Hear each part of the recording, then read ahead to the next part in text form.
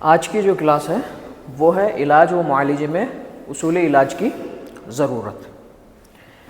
اس کا مطلب یہ ہے کہ علاج و معالجے سے پہلے اصول علاج کس لیے ضروری ہے۔ تو اس ٹاپک کی ضرورت اس وجہ سے ہے کہ آج کل جو آپ مشاہدہ کر رہے ہیں کہ طب میں جو ہے تھوڑی نئی چیزیں ایجاد ہو رہی ہیں زمانے کے لحاظ سے، وہ ادویہ میں تصرف کرنا ہو یا تدابیر میں کرنا ہو یا انسٹرومنٹل ہو یا تشخیصی طور پہ جو چیزیں آپ استعمال کر رہے ہیں ان کا جو استعمال ہے وہ کس حد تک آپ صحیح طریقے سے استعمال کر رہے ہیں یا ان کا ہو رہا ہے یا نہیں۔ کیونکہ یہ جو نئی چیزیں ہیں جو استعمال ہو رہی ہیں ان میں بعض اوقات ناواقفیت کی وجہ سے ایسے ہو رہا ہے کہ جو مرض ہے وہ مرض میں افاقہ دینے کے ساتھ ساتھ کئی اور امراض کو جنم بھی دے رہے ہیں، ٹھیک ہے۔ تو اس میں یہ دیکھنا ضروری ہے کہ جو آپ انسٹرومنٹس یا جو نئے فارم میں جو دوائیں یا تدابیر استعمال کر رہے ہیں ان کا اصول و ضوابط کلیاتی پہلو پر ہے یا نہیں ہے۔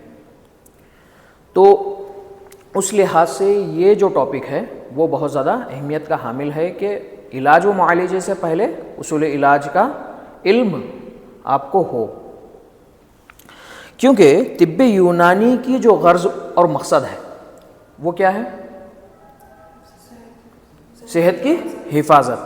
اگر بدن جو ہے صحت کی حالت میں ہو تو اس کو برقرار رکھا جائے یا قائم رکھا جائے، اگر اس کو مرض لاحق ہو گیا ہو تو اس کے ازالے کی تدبیر یا کوشش کی جائے۔ تو اس لحاظ سے جو سب سے پہلے آپ کو یہ سمجھنا چاہیے کہ اصول علاج کہتے کس کو ہیں۔ تو اصول علاج سے مراد یہ ہے کہ کسی بھی مرضی سبب کے ازالے کے لیے جن اصول و قوانین کو اختیار کیا جاتا ہے ان کو اصول علاج، ان اصول و قوانین کو اصول علاج کہا جاتا ہے۔ اور پھر علاج کس کو کہا جاتا ہے؟ جن چیزوں کو منتخب کر کے امراض کا ازالہ کیا جاتا ہے ان چیزوں کو علاج کہا جاتا ہے۔ اب یہاں پر یہ بات آپ کو ذہن نشین کرنی ہے کہ جو علاج آپ بیان کرتے تو بہت سارے لوگوں کا خیال یہ ہے کہ علاج سے مراد علاج بالدوا ہے۔ تو علاج سے مراد علاج بالدوا، محض علاج بالدوا نہیں ہے، یہاں پہ علاج بالتدبیر بھی ہے، علاج بالغذا بھی ہے اور علاج بالید بھی ہے، ٹھیک ہے۔ تو اب یہ دونوں میں فرق کرنے کے لیے آپ ایک چھوٹی سی مثال ہے کہ اصول علاج اور علاج میں آپ تفریق کس طرح سے کرتے کہ اصول علاج کیا ہے اور علاج کیا ہے۔ تو اطباء جو ہے نزلے کا اصول علاج بیان کرتے ہوئے لکھتے ہیں نزلہ پیدا کرنے والے مادے کو سب سے پہلا جو اگر نزلہ کسی کو پیدا ہوا ہے کسی ایک مریض کو تو اس کا سب سے پہلا اصول کیا ہے؟ جو نزلہ پیدا کرنے والا مادہ ہے اس کو بدن سے نکال دیا جائے۔ دوسرا کیا ہے؟ سبب فاعلی کا جو سبب ہے، فاعل جو سبب ہے اس کا مقابلہ کیا جائے۔ تیسرا جو ہے سبب جو اصول جو اختیار کیا جاتا وہ یہ ہے کہ رطوبت کے سیلان کو روکا جائے یا اعتدال پیدا کیا جائے یا اسے دوسری طرف پھیر دیا جائے۔ یہ تینوں جو ہے یہ نزلے کے اصول ہیں۔ اب اس پہ یہ جو چند چیزیں آپ استعمال کریں گے یہ علم کے تحت سب سے پہلے کیا استعمال کریں گے آپ؟ نزلے کے مادے کو کم کیا جائے، یعنی آپ استفراغ استعمال کر سکتے ہیں، اس میں کوئی سے بھی جو دوا جو استفراغ کے طور پہ مسہلات استعمال کر سکتے ہیں۔ جب اگر یہ نزلہ بارد ہے یا بلغمی ہے تو آپ حب عیاریج استعمال کر سکتے ہیں، حب شیطرج استعمال کر سکتے ہیں۔ تو تنقیہ یہ جو چیز استعمال کر رہے ہیں آپ اس اصول پہ، تو یہ ہو گیا علاج۔ اب پھر دوسرے اس میں سبب فاعل کا مقابلہ کیا جائے، یعنی اگر نزلہ بارد ہے تو آپ حار تدابیر اختیار کریں گے یا حار ہے تو بارد تدابیر اختیار کریں گے۔ اب بارد ہے تو آپ اس میں حار تدابیر کیا اختیار کریں گے؟ تکمیدہ جو تکمید کے طور پہ جو استعمال ہوتے گرم وہ آپ اس کا مقابلہ کر رہے. ٹھیک ہے. اب تیسرا جو اصول ہے وہ دوسری طرف پھیر دیا جائے مادے کو. اگر مادہ جو ہے وہ دماغ میں ہے، اب وہ عضو شریف ہے، تو اس کا مادہ آپ کس کی طرف پھیر رہے؟ ایک ایسے عضو کی طرف جہاں پہ زیادہ نقصان نہ ہو. تو ایسے اس میں کیا آپ لانے کی کوشش کرتے؟ چھینک، ہے نا. تو اس کا مادہ آپ ناک کی طرف پھیر رہے ہیں، تو ناک سے وہ مادے کو خارج کرنے کی کوشش کر رہے ہیں. تو یہ جو چیزیں آپ استعمال کر رہے ہیں اس کو علاج کہتے ہیں. ٹھیک ہے. اب اس میں جو ہے اصول علاج کی حیثیت علاج و معالجے سے پہلے ہے. وہ کیوں ہے یہ جاننا ضروری ہے نا. جس طرح ادویہ کے علم کے بغیر طبیب افعال ادویہ پر قدرت حاصل نہیں کر سکتا، اسی طرح سے اصول علاج کا علم حاصل کیے بغیر علاج و معالجہ بھی ممکن نہیں ہو سکتا. کیونکہ اب یہ ہوتا اس وجہ سے کہ طب میں سبب، عرض، مرض، اصول علاج اور علاج میں ایک باہمی ربط پایا جاتا. وہ ربط کیسے ہوتا؟ ایک چھوٹی سی مثال. اب ایک شخص ہے، اس کو سوء مزاج ہار ہوا ہے. ٹھیک ہے. تو اس کے اندر جو علامت پائی جائے گی وہ کیا پائی جائے گی؟ پیاس کی علامت اور ناک کے نتنوں کا خشک ہونا، یہ علامت پائی جا رہی. تو اب اس میں سب سے پہلے جو علامات آپ مشاہدہ کر رہے وہ کیا ہے؟ پیاس کی ہے اور ناک کے نتنوں کا خشک ہونا ہے. آپ اس سے کیا جواز کر رہے کہ اس کو سوء مزاج ہار ہوا ہے. مرض جو ہے وہ سوء مزاج ہار ہے اور اس کا سبب کیا ہے؟ وہ حرارت ہے، غیر طبعی حرارت ہے. اور آپ اس میں جو اصول باندھیں گے وہ کیا ہے؟ برودت پہنچانا، اس کے ضد چیزوں کو اپنانا، یہ اس کا اصول ہو گیا. اب آپ یہ اس اصول پہ جو علاج مرتب کریں گے وہ کیا ہوں گی؟ ٹھنڈی چیزیں، ٹھنڈے تدابیر، ٹھنڈی غذائیں، یہ جو چیزیں آپ استعمال کر رہے ہیں یہ کیا ہے؟ علاج ہو گیا. تو اس میں سبب، مرض، عرض، اصول علاج اور علاج میں ایک ربط ہے یہ، اور وہ کیا ہے؟ تسلسلی ربط ہے. تو ایک چیز کو آپ سمجھ کے صرف علاج نہیں کر سکتے، باقی کے سبھی چیزیں آپ کو سمجھنا ضروری ہے. طب میں اصول علاج سبب پر مبنی ہوتا ہے نہ کہ علامات پر. اس لیے بعض اطباء اپنی کتابوں میں اصول علاج کی جگہ کیا لکھتے ہیں؟ ازالہ سبب. کئی کتابوں میں آپ دیکھتے ہیں سبب کا ازالہ کیا جائے. اسی لیے کسی بھی مرض کے علاج و معالجے سے پہلے سبب کا تعین کرنا ضروری ہے. اب سبب کا تعین کس طرح کیا جاتا وہ تو میں پہلے اپنی کلاس میں بیان کیا ہوا تھا، آپ لوگوں کو بتایا ہوا تھا کہ جو نئے امراض کی جو شمولیت ہے، نئے امراض جو نیو ایمرجنگ ڈیسیزز ہے اس کو طب میں کس طرح شامل کیا جائے. وہ جو میں ایک چیز بتایا ہوا تھا کہ پہلے آپ مزاج میں اس کو تلاش کریں، جیسے سوء مزاج سادہ ہے یا مادی ہے، ان میں دونوں میں اگر نہیں مل رہا تو آپ کو پھر کہاں پہ جانا ہے؟ سوء ترکیب میں. اگر سوء ترکیب میں نہیں مل رہا پھر تفرق اتصال میں. تو یہی تسلسل آپ کو کہاں تک لے کے جانے والا ہے؟ یہ سبب تک. کیونکہ طب میں مرض کا ازالہ جو ہے وہ سبب کے ازالے پہ ڈیپینڈ کرتا. آپ علامات کا ازالہ نہیں کرتے طب میں، آپ سبب کا ازالہ کرتے. کیونکہ طب یونانی میں مرض جو ہے وہ سبب کا اثر مانا گیا. مرض جو ہے وہ کیا ہے؟ سبب کا اثر ہے. تو اس وجہ سے آپ کو سبب کا ازالہ کرنا ہے نہ کہ مرض اس کا علامات کا. تو اس وجہ سے آپ کو کیا تعین کرنا پڑے گا؟ سب سے پہلے آپ کو تعین کرنا پڑے گا وہ کس بنیاد پہ ہوا ہے، اس کا کاز.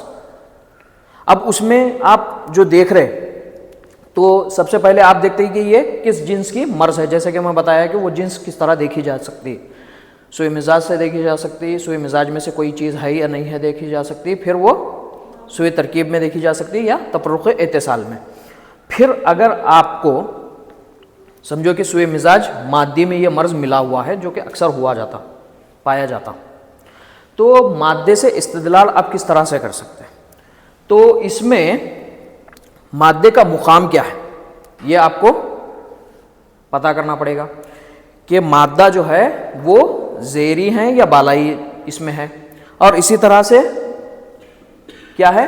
مادے کی مقدار کم ہے یا زیادہ ہے، اور مادے کی کیفیت، مادہ جو ہے بارد ہے، ہار ہے، رطب ہے یا یابس ہے، اور جو مادہ ہے اس سے جو مرض پیدا ہو رہا ہے وہ حاد ہے یا مزمن ہے، اس کا تعین کرنا ضروری ہے۔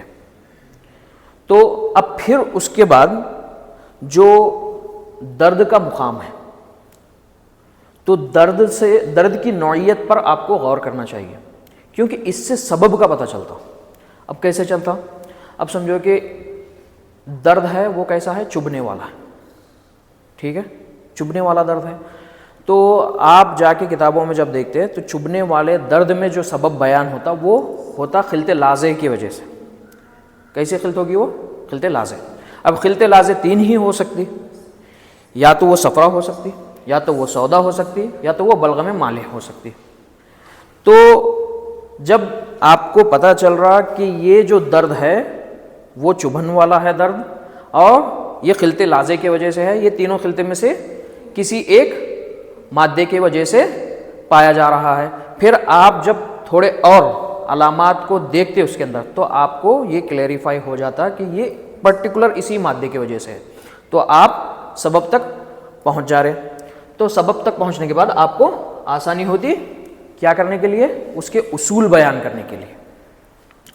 اب طب میں اصول علاج کی جو بنیادی جو طریقے ہیں وہ تین ہیں، پتہ ہی ہے آپ لوگوں کو، علاج بالدوا ہے، علاج بالتدبیر ہے، اور علاج بالید ہے۔ تو اس میں سب سے پہلے جو ذہن میں آتا لوگوں کے وہ کیا ہے؟ علاج بالدوا۔ علاج بالدوا کا اصول علاج وہ کیا ہے؟ اصول کیا ہے اس کا؟ دوا کا تعین کرنا اس بات پر منحصر کرتا ہے کہ پہلے مرض کی ماہیت مرضی معلوم ہو۔ دوا جب آپ کسی کو تجویز کر رہے ہو تو سب سے پہلے آپ کو اس مرض کی ماہیت مرضی کا پتہ ہونا ضروری ہے، یہ پہلی شرط ہے دوا کے ذریعے علاج کرنے کا۔ اب دوا کے ذریعے جو علاج کیا جاتا وہ اس کے تین اصول ہیں۔ پہلا جو اصول ہے دوا کی کیفیت کا انتخاب کرنا، دوسرا دوا کے وزن کا انتخاب کرنا، تیسرا جو ہے وقت کا مقرر کرنا، دوا کے وقت کا مقرر کرنا۔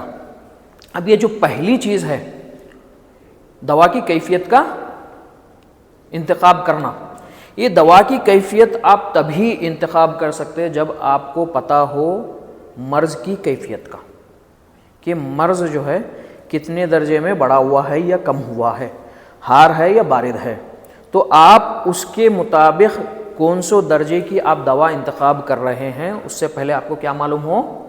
مرض، ماہیت مرضی کی کیفیت، وہ مرض کی کیفیت معلوم ہونا ضروری ہے، تبھی آپ دوا کی کیفیت سے علاج کر سکتے۔ دوسرا ہے دوا کے وزن کا انتخاب۔ اب دوا کا جو وزن ہے وہ ڈیپینڈ کرتا بہت سارے فیکٹرز پہ، اس میں تھوڑے جو فیکٹرز ہے جنس کے لحاظ سے یہ دیکھا جائے کہ مرد ہے یا عورت ہے تو اس کے لحاظ سے آپ ڈوسیج سیٹ کر سکتے۔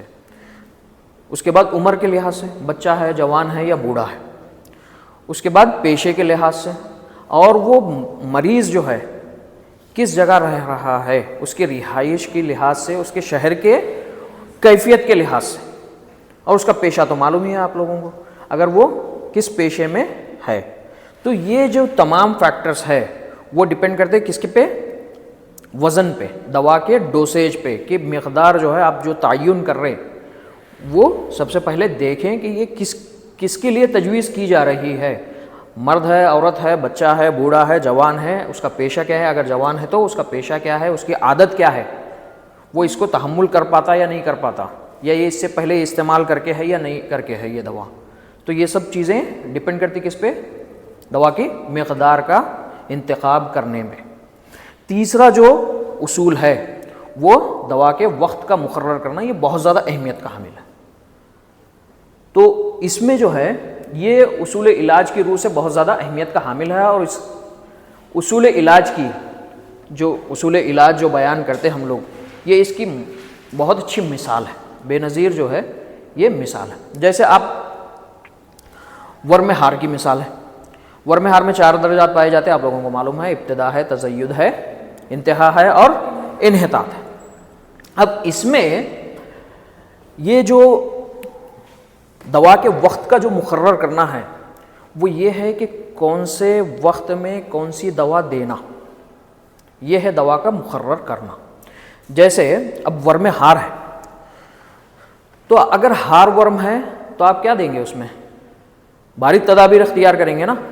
تو اب درجہ ابتدا ہے ورم کا، تو آپ اس میں جو پہلی دوا جو اطباء بیان کرتے ہیں وہ ایسی ہو جو رادع ہو، لوٹانے والی رادع دوا ہو.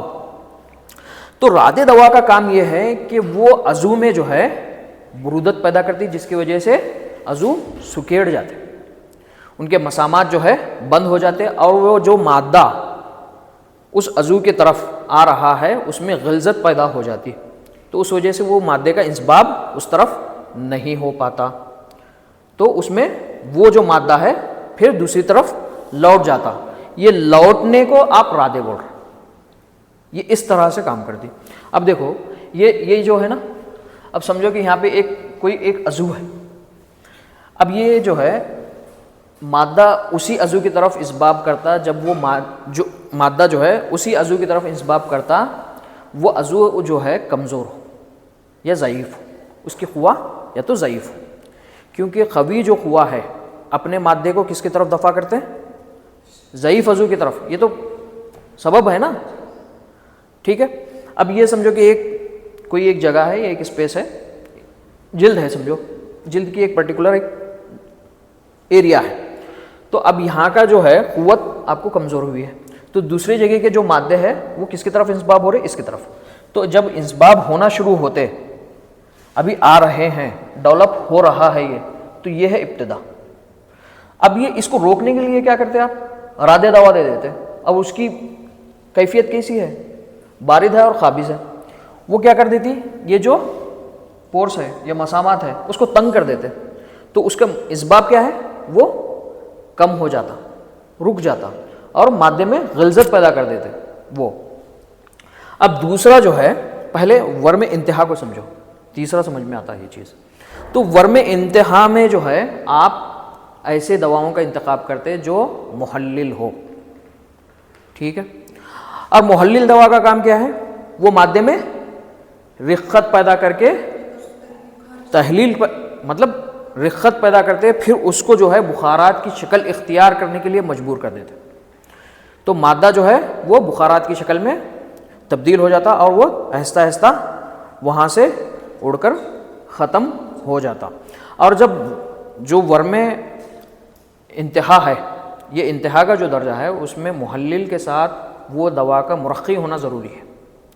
مرخی اس وجہ سے ہونا ضروری ہے کہ اگر آپ صرف یہ اسٹیج پہ محلل دوا دے رہے تو اس کے مادے کے رقیق اجزاء بھی رہتے اور غلیظ اجزاء بھی رہتے. تو جیسے ہی محلل دیتے آپ اس کے جو رقیق یہ جو ہے اجزاء وہ تحلیل ہو کے اڑ کے ختم ہو جاتے، لیکن غلیظ اجزاء جو ہے وہ بچ جاتے، جس کی وجہ سے یہ ورم کس کی طرف، صلابت کی طرف جا سکتا. تو اب وہ غلیظ اخلاق کو اڑنے کے لیے کیا کس کی ضرورت ہے، مرخی دوا کی. مرخی دوا کرتی کیا، وہ مسامات کو کھول دیتی، تو جس کی وجہ سے مسامات سے آسانی سے جو غلیظ اخلاط ہے وہ بھی تحلیل ہو کے اڑنا شروع ہو جاتا. ٹھیک ہے. اب یہ جو ورم تزید ہے، درجہ تزید، اس میں جو ہے آپ رادع دوا بھی اختیار کر رہے اور محلل دوا بھی. کیوں؟ کیونکہ رادع دوا پہلے تو ورم تزید مطلب بڑھنے والا ہے، یہ ورم جو ہے اس میں یہ بڑھ رہا ہے. انتہا میں تو وہ بڑھ کے ختم ہو گیا، اتنا ہی ہے، وہ کانسٹنٹ ہے وہ، لیکن یہ بڑھ رہا ہے. تو اس میں ہوتا یہ کہ مادے کا انسباب تو پہلے ہو رہا، ٹھیک ہے، اور اس میں مادہ جمع ہوا بھی ہے. تو اب آپ رادع دوا اس وجہ سے اختیار کر رہے کہ اور مادہ اس میں آ کے جمع نہ ہو، اور محلل دوا اس وجہ سے استعمال کر رہے کہ یہاں پہ جو جمع ہوا ہے مادہ وہ تحلیل ہو جائے. ٹھیک ہے. اب وہ جو چوتھا ہے انحطاط، وہ اس درجے میں صرف آپ کو محلل دوا اختیار کرنا چاہیے، کیونکہ مادے میں اس طرح سے نضج ہو جاتا کہ وہ جو ہے پھر ورم جو ہے صلابت کی طرف نہیں جاتا، اس کو صرف محلل دوا کی ہی ضرورت رہتی، مرخی کا ہونا ضروری نہیں ہے. ٹھیک ہے، تو یہ ہو گیا تھا آپ کا علاج بالدوا کے اصول. اب دوسرا ہے ان قوتوں کا اصول علاج جو مرض کے باعث ضعیف ہوتے ہیں. اطباء اکثر جو ہے سوء مزاج ہو یا سوء ترکیب، اس میں مقویات کا استعمال کرتے ہیں. اس کے دو وجہ ہیں. ایک وجہ یہ ہے کہ آپ لوگوں کو تو پتہ ہے کہ جو خوار ہوتے ہیں وہ کہاں پہ پائے جاتے ہیں؟ کسی نہ کسی عضو میں، اور ہر عضو سے کوئی نہ کوئی فعل صادر ضرور ہوتا. تو اب کوئی نہ کوئی فعل صادر ہونا ہے تو وہاں کے خوا کو خوی ہونا ضروری ہے. تو خوا کو خوی ہونا ہے، وہاں کے خوا کو اگر اپنے طبعی مقدار میں یا کمیت یا کیفیت میں اگر برابر رہنا ہے تو اس عضو کا مزاج اور ترکیب یا ساخت وہ طبعی ہونا ضروری ہے. اگر اس کا مزاج بگڑ جائے یا ترکیب بگڑ جائے تو اس سے کیا ہوگا؟ وہاں پہ رہنے والی جو قوت ہے وہ بھی متاثر ضرور ہوگی. تو وہ آپ کس سے دیکھتے ہیں؟ افعال سے دیکھتے ہیں. تو جب سوء مزاج ہو یا سوء ترکیب، تو اس میں اگر فعل بگڑے ہوئے ہوں یا کمزور ہوئے ہوں تو اس ضمن میں اطباء جو ہے اس کو خوی کرنے کے لیے مقویات کا استعمال کراتے ہیں. اور دوسری وجہ یہ ہے کہ جب سوء مزاج ہوتا یا سوء ترکیب تو عضو جو ہے وہ کمزور ہو جاتا. تو کمزور عضو کس کے قابل ہو جاتا؟ پھر وہ مادے کے اسباب کو قبول کرنے کے قابل ہو جاتا. تو پھر وہ مرض پیدا نہ ہو، پھر مادے وہاں پہ جمع نہ ہو. تو اس وجہ سے آپ کیا استعمال کرا رہے؟ مقویات. ٹھیک ہے، تو اب یہ مقویات جو ہے عمومی ہو سکتے یا خصوصی ہو سکتے. مطلب سمجھو کہ دماغ کی کوئی کمزوری ہے تو آپ مقوی دماغ دے رہے، مقوی قلب دے رہے، اور آپ مقوی جگر دے رہے، مقوی معدہ دے رہے. یہ سب جو مقویات ہے یہ کیا ہے؟ یہ اسپیسیفک ہے. اور اسی طرح سے مقوی عام بھی بیان ہوئے ہیں جو پورے بدن کو خوی کرنے والے ہیں. تو اس میں جو اصول علاج ہے وہ یہ ہے کہ اب مزمن کوئی ایک مرض ہوا ہے تو بہت لمبا ہے یہ، تو اس میں قوتیں لگاتار تحلیل ہوتی رہتی. تو کوئی بھی ایک مزمن مرض آپ دیکھ رہے ہیں تو اس کے عضو کے لحاظ سے اگر وہ کوئی ایک عضوی طور پہ مزمن ہوا ہے تو اس عضو کو خوی کرنے کے لیے آپ کو مقوی دینا ہے، یا پورا بدن اگر اس سے متاثر ہوا ہے تو مقوی عام آپ کو ضرور دینا چاہیے. ٹھیک ہے، اب اسی طرح سے اصول علاج بالتدبیر کا. اطباء کے نزدیک تدبیر سے اکثر مراد اسباب تھوڑا یہ ہوا ہے اسباب ستہ ضروریہ میں تصرف کرنا ہوتا ہے. تو اصول علاج کس کا؟ بالتدبیر کا. تدبیر سے مراد اطباء کے نزدیک کیا ہے؟ اسباب ستہ ضروریہ میں تصرف کرنا. جیسے بہت سارے جو تصرفات ہیں اسباب ستہ ضروریہ کے، ہوا میں تصرف کرنا، پانی میں، ماکول و مشروب میں، سونے میں، جاگنے میں، استفراغ میں، سب میں. تو اس میں تصرف کرنا کیا ہے؟ وہ تدبیر میں پایا جاتا ہے. ٹھیک ہے، اب اس میں خاص کر جو ہے جو بیان ہوتا وہ غذا کا ہے، غذا کے احکام کا. اب غذا کے احکام جو ہے نا وہ بیان کیے جاتے کس کے لحاظ سے؟ غذا کی مقدار کے لحاظ سے، غذا کے مقدار کے لحاظ سے، اور غذا کے بند کرنے یا غذا زادی پہنچانے کے لحاظ سے، یا غذا کے وقت کے لحاظ سے. تو یہ جو احکام ہیں جو بیان ہوئے ہیں تدبیر میں، اب اس کو ایک چھوٹی مثال سے آپ سمجھو کہ ایک شخص ہے جس کو بہت لمبے عرصے تک بیمار رہ کے وہ اٹھا ہوا ہے، تو اس میں خوا تو اس کے کمزور ہوں گے. تو آپ دیکھ رہے وہ خوا کو خوی کرنے کے لیے، اور اس کا جو قوت ہاضمہ ہے وہ بھی ضعیف ہے، تو آپ ایک ایسی غذا تجویز کریں گے جو سریع الہضم ہو اور بہت زیادہ مقوی ہو، اس سے فضلات کم بنے. تو آپ اس کو تجویز کر رہے ہیں کہ صبح جو ہے نہار پیٹ آپ کو کھانا ہے نیم برشت انڈا. انڈا تو پہلے بھی کھاتا تھا وہ، ہے نا، تو لیکن کبھی بھی کھا سکتا تھا. آپ اس کو اسپیسیفک ٹائم پہ جب یوز کراتے اور وہ اسپیسیفک اس کی نوعیت سے کہ نیم برشت ہی کھانا ہے، تو اس کا جو استعمال ہوا غذا کا وہ ہوا علاج بالغذا میں، کیونکہ اس کے خوا بہت زیادہ ضعیف ہے اور اس کو خوا کی ضرورت ہے. تو اس میں آپ کیسی غذا استعمال کرا رہے ہیں؟ نیم برشت انڈا ہے کیا؟ جید القیموس ہے، کثیر التغذیہ ہے، سریع الہضم ہے. یہ تینوں چیزیں ایک ساتھ آ گئی اس کے اندر، اور اس کے باڈی کی نیڈ کے حساب سے ہے. یہ انسٹنٹ اس کو انرجی مل جاتی ہے اور اس میں اس کے خوا جو ہے وہ بحال ہو جاتے ہیں. ٹھیک ہے، تو یہ جو غذا کے جو احکام ہوئے ہیں نا، یہ بہت بڑا ٹاپک ہے، یہ بعد میں 3-4 کلاس پہ جانے والا ہے، تو صرف ایک مثال دے کے میں ختم کر رہا ہوں. یہ اصول علاج بالضد کا، طبی یونانی میں علاج کا کلی اصول علاج بالضد ہے. کلی جو علاج ہے، یہ اصول جو ہے وہ کیا ہے؟ بالضد ہے. یہاں بالضد سے مراد کسی بھی مرض کی ایسی تدبیر یا دوا کا انتخاب کرنا جس کی کیفیت مرض کی کیفیت سے مخالف ہو. علاج بالضد اس کو کہا جاتا ہے ان شارٹ کہ آپ جو مرض دیکھے ہوئے ہیں وہ مرض کی جو کیفیت ہوگی اس کے مخالف آپ تدبیر استعمال کریں گے یا دوا کا استعمال کریں گے، اس کو کیا کہا جاتا ہے؟ علاج بالضد. ٹھیک ہے، اب جیسے ہار مرض ہے تو آپ اس کو بارد تدابیر یا بارد دوائیں استعمال کریں گے. اسی طرح سے یابس ہے تو رطب تدابیر یا رطب غذائیں آپ استعمال کریں گے. اب یہ جو سوء مزاج اور علاج بالضد کے اصول کی ایک جو مثال ہے اس کو آپ دیکھو بہت اچھے سے سمجھ میں آتا ہے کہ یہ جو وہاں پہ جو دوا کی جو کیفیت اختیار کرنا ہے مرض کی ماہیت سمجھنے کے بعد وہ ہے.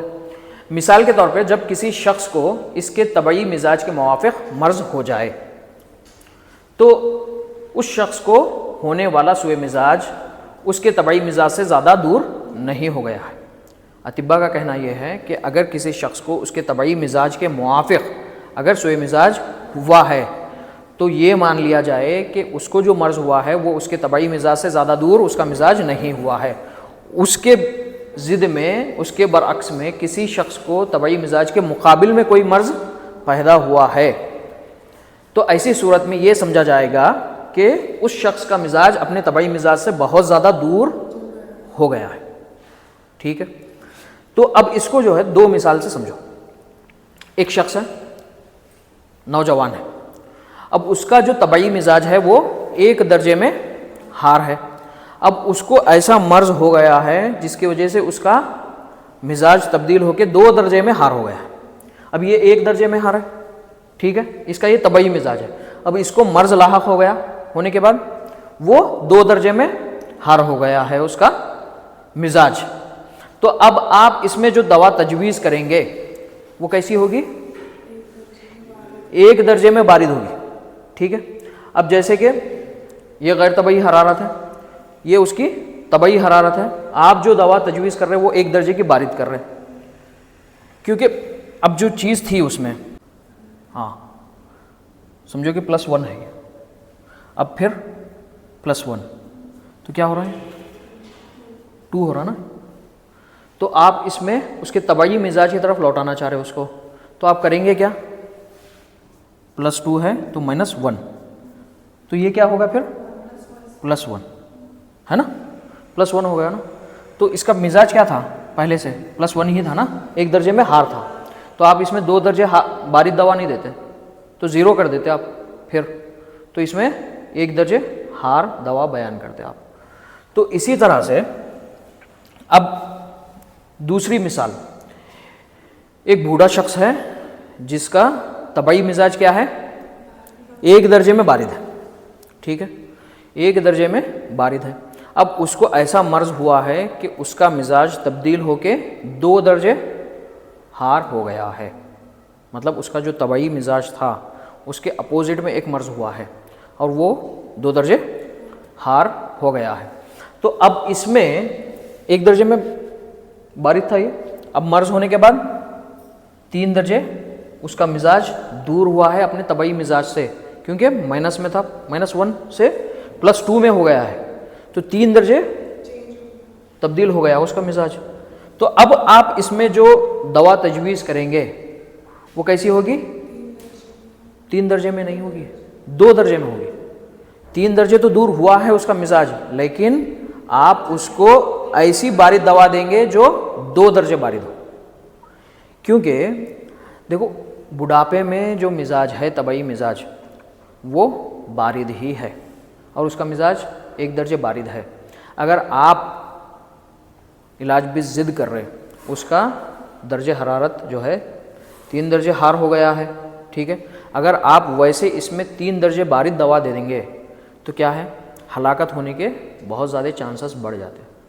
تو آپ اس میں صرف جو ہے طبیعت کی معاونت کر رہے ہیں, 2 درجے بارد دوا دے رہے, تو اس وجہ سے کیا ہوتا, وہ جو باقی جو حرارت ہے اس پہ طبیعت کام کر کے اس کو اپنے نارمل مزاج کی طرف لوٹا دیتی, ٹھیک ہے.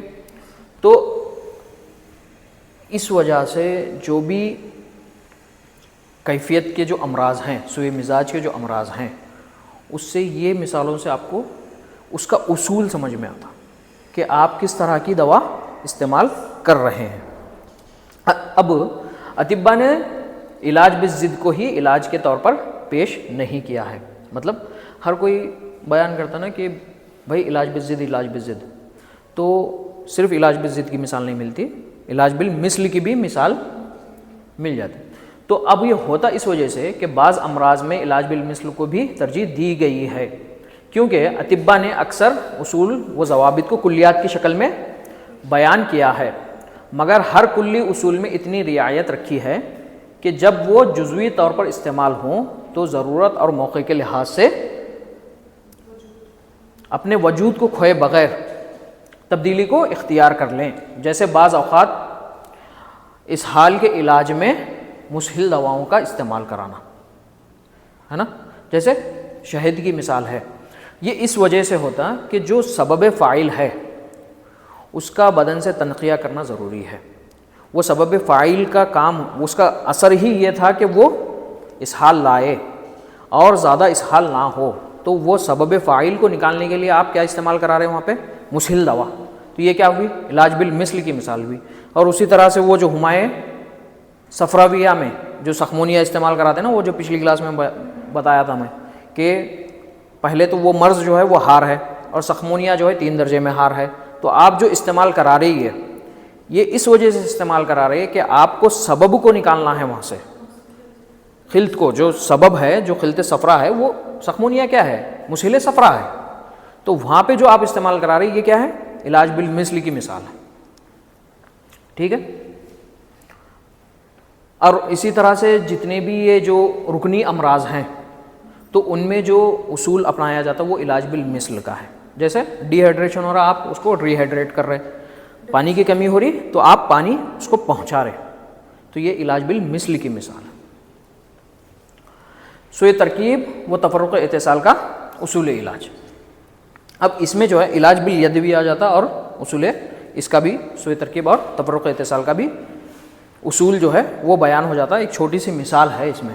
اب ایک مریض ہے تو اس کو جو ہے اس کے گوشت میں جو ہے پھوڑا ہو گیا ہے, جس کی وجہ سے جو ہے اس کا گوشت جو ہے وہاں سے نکل گیا ہے یا ختم ہو گیا ہے, ٹھیک ہے.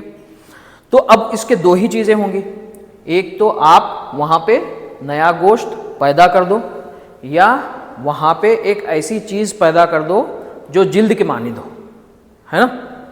تو پہلے اصول کے تحت جو آپ اس میں دوا جو تجویز کریں گے یا غذا جو تجویز کریں گے وہ ایسی ہوگی جو دم کو پیدا کرتی ہو, معدلات دم, یعنی ایسے خون کو پیدا کریں گے جب وہ خون جو ہے اس عضو معروف کی طرف جائے تو طبیعت اس کے اوپر کام کر کے اس کو وہاں پہ نیا گوشت پیدا کر دے, ہے نا. یہی اصول ہوگا نا.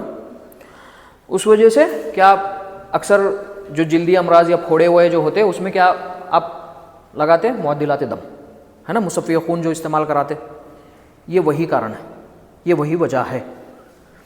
اور دوسرا, اگر سمجھو کہ دوا کی ضرورت اس میں تب پیش آ رہی جب طبیعت یہ کام نہ کر پائے, یعنی نیا گوشت پیدا نہ کر سکے. تو طبیعت یہ کب نہیں کر سکتی؟ جب مرض کا غلبہ ہو اور طبیعت مغلوب ہو, تو تب جو ہے آپ کیا کرتے, ایسی دوائیں استعمال کرتے ہیں جو منبت لحم ہو.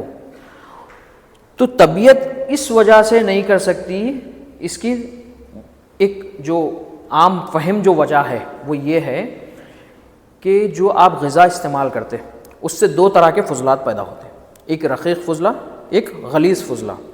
تو ہر عضو میں یہ پیدا ہوتے, تو اس جگہ جہاں پہ یہ پھوڑا ہوا ہے وہاں پہ بھی غذا ہونا ہے نا, وہاں پہ جب غذا ملنے کے بعد وہاں پہ فضلات پیدا ہوتے, وہ فضلات گوشت کو پیدا کرنے میں رکاوٹ پیدا کرتے.